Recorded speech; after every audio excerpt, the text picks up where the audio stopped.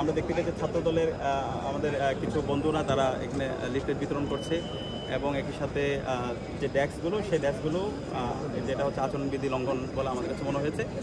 আজকে ডাকসু নির্বাচনের মাধ্যমে জুলাই বিজয় হয়েছে, শহীদদের আকাঙ্ক্ষা বিজয় হয়েছে। আমরা শিক্ষার্থীদের স্বতঃস্ফূর্ত রেসপন্স দেখতে পাচ্ছি। এখন পর্যন্ত দুটি কেন্দ্রে গিয়েছি, সেখানে শিক্ষার্থীরা স্বতঃস্ফূর্তভাবে আসছে। আমরা বিশ্বাস করি ঐক্যবদ্ধ শিক্ষার্থী জোটের আমাদের যে প্যানেল, শিক্ষার্থীদের যে আকাঙ্ক্ষার কথাগুলো আমরা বলেছি, শিক্ষার্থীরা আমাদের উপর আস্থা রাখবে এবং আমরা যে ভোট দিয়েছি সেখানেও সামগ্রিক পরিস্থিতি আমাদের কাছে স্বাভাবিক মনে হয়েছে। তো আমাদের আরেকটু অবজার্ভ করতে হবে, আমরা পর্যবেক্ষণ করছি সামগ্রিক বিষয়। আমরা আশা রাখবো এখানে যতগুলো ছাত্র সংগঠন আছে, ছাত্র সংগঠনগুলো দায়িত্বশীল আচরণ করবে। আমরা যারা প্রার্থীরা আছি আমরা দায়িত্বশীল আচরণ করব, পাশাপাশি বিশ্ববিদ্যালয়ের প্রশাসনও সেখানে দায়িত্বশীল আচরণ করবে। একই সাথে কয়েকটি জায়গায় আমরা ব্যর্থ দেখতে পেয়েছি।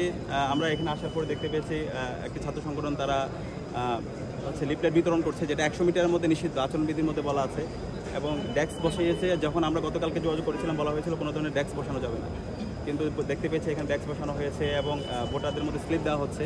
তো সেটা সম্পূর্ণ আচরণবিধির ব্যর্থ হয়েছে।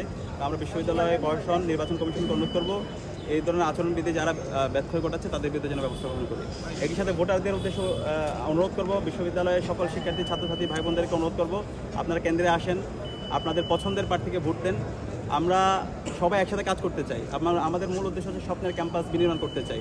তো সেই স্বপ্নের ক্যাম্পাসের যারা সহযাত্রী হবে, পথযাত্রী হবে, কম্পিটেন্ট সম্পন্ন, লিডারশিপ সম্পন্ন নেতৃত্বকে আপনারা বাছাই করেন এবং আমরা আশা রাখছি সে জায়গায় ঐক্যবদ্ধ শিক্ষার্থীদের উপর শিক্ষার্থীরা আস্থা রাখবে এবং শিক্ষার্থীদের ম্যান্ডেট পেয়ে আমরা ইনশাআল্লাহ তাদের প্রতিনিধিত্ব করার সুযোগ পাবো। আপনার জয় ব্যাপারে যাদের অভিযোগ করলেন তারা আসলে কারা স্পেসিফিক যদি বলেন?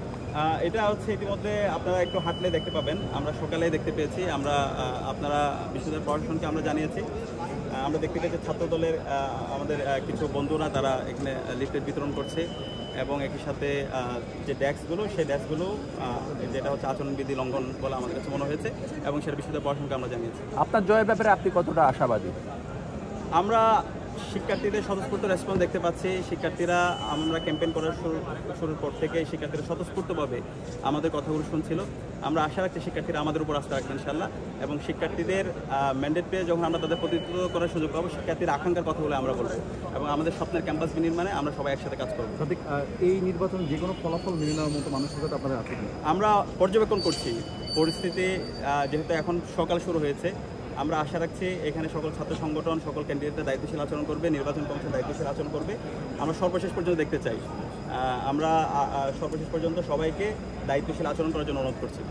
ধন্যবাদ। আরেকটি প্রশ্ন আপনার কাছে, আমরা লক্ষ্য করছি কালকে আমাদের আইডিগুলোতে রিপোর্ট এবং হচ্ছে আমাদের আইডিগুলো বারবার লগ আউট হয়ে যাওয়ার কারণে আমরা বিশেষ করে আমার আইডিটা আমি ডিঅ্যাক্টিভেট করেছিলাম। আমি অলরেডি গতকালকে সাংবাদিকদের কাছে পরিষ্কার করেছি এবং আমাদের 3 জনের অলরেডি আইডি ডিসেবল হয়ে গেছে। আমাদের যিনি প্রকাশনা সম্পাদক পদে দাঁড়িয়েছেন সাজ্জাদ হোসেন খান, এখন পর্যন্ত আমরা আইডি উদ্ধার করতে পারিনি।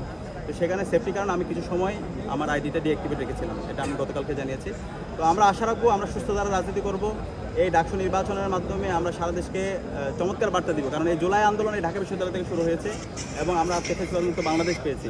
সুতরাং এই ঢাকা বিশ্ববিদ্যালয়ে আমাদের সবাইকে একসাথে কাজ করে গণতন্ত্রের একটা চমৎকার নজির স্থাপন করা দরকার এবং এর মাধ্যমে আমাদের বাংলাদেশকে আমরা গণতন্ত্রের একটা স্থায়ী রূপে একটা ম্যাচিউর পজিশন আমরা যাবো বলে আশা করছি। তো সেই জায়গায় সকল প্রার্থী, সকল ভোটার এবং নির্বাচন কমিশন সবাইকে আমাদের দায়িত্বশীল আচরণ করতে হবে এবং আমরা আশা রাখছি সেই যাত্রায় আমরা একসাথে কাজ করব। ধন্যবাদ।